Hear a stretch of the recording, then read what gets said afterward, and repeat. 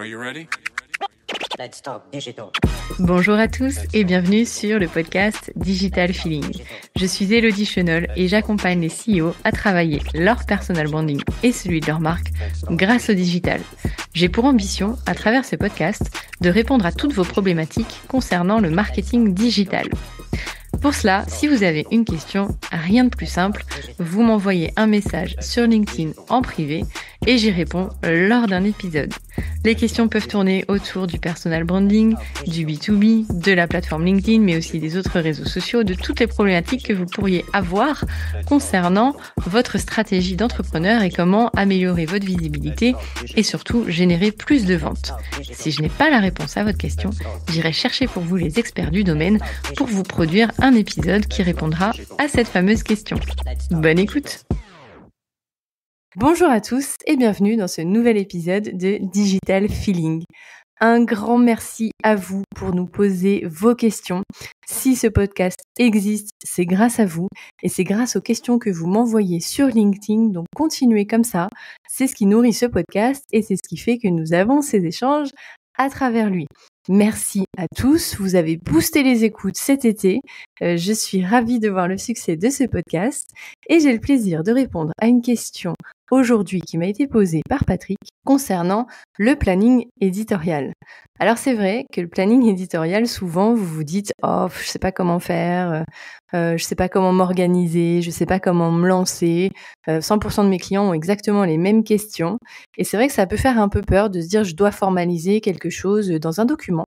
Donc j'avais envie de vous partager les méthodes que je mets en place avec mes clients et la façon dont moi je le fais. C'est pas forcément la même chose, c'est pour ça que je vous partage les deux visions. Alors, généralement, moi, ce que je préconise, c'est d'écrire dès qu'une idée nous passe par la tête. Bon, j'invente pas la poudre en vous disant ça, mais c'est vrai que c'est important, dès qu'il y a une idée, de la noter. Parce que le risque de ne pas la noter, c'est de l'oublier.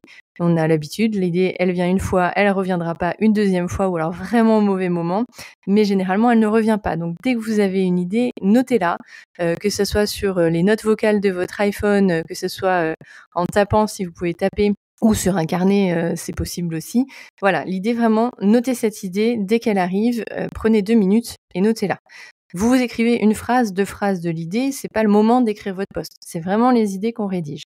Et donc faites ça tout au long du mois, avant de vous lancer sur les réseaux sociaux ou avant de vous relancer sur les réseaux sociaux.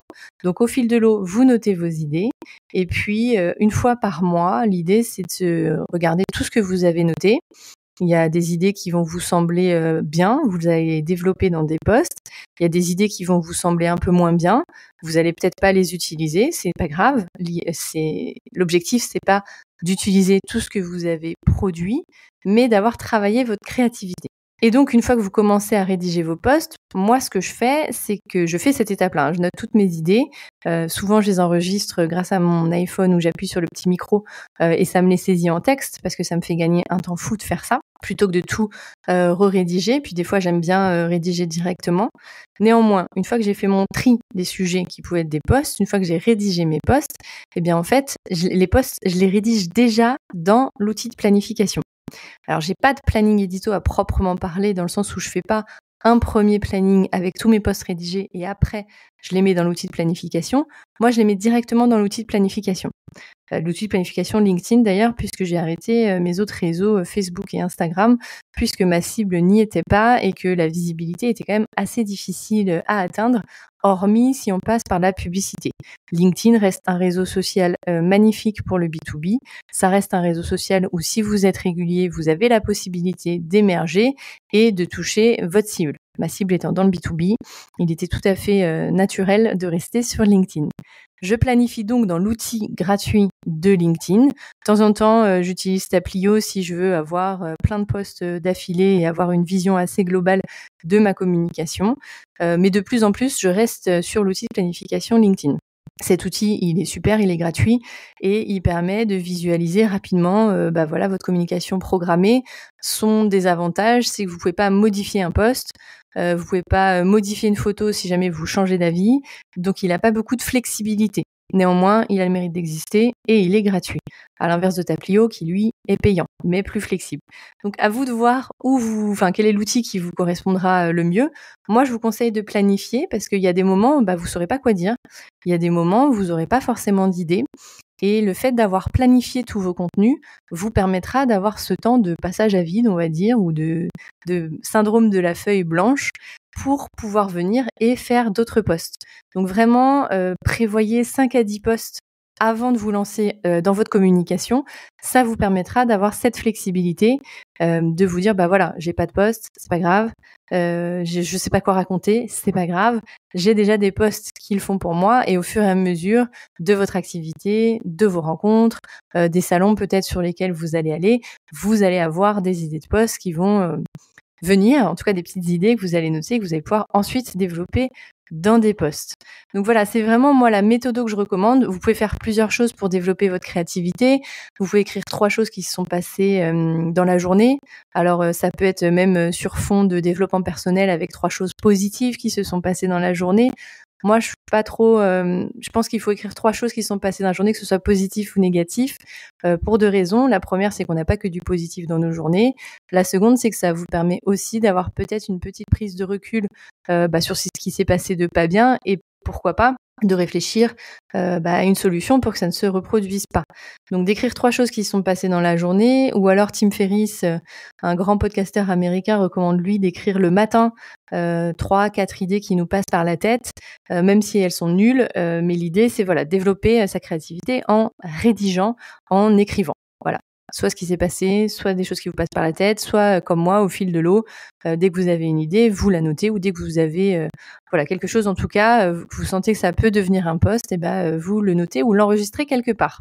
Enregistrez tout au même endroit en revanche, parce que sinon vous allez passer votre temps à tout chercher. Si jamais c'est un article qui vous inspire, faites-vous un dossier sur Drive ou bien sur Pocket, qui est une application gratuite qui vous permet de mettre tous les dossiers au même endroit, tous les articles que vous pouvez voir au même endroit. Il y a plein de petites astuces.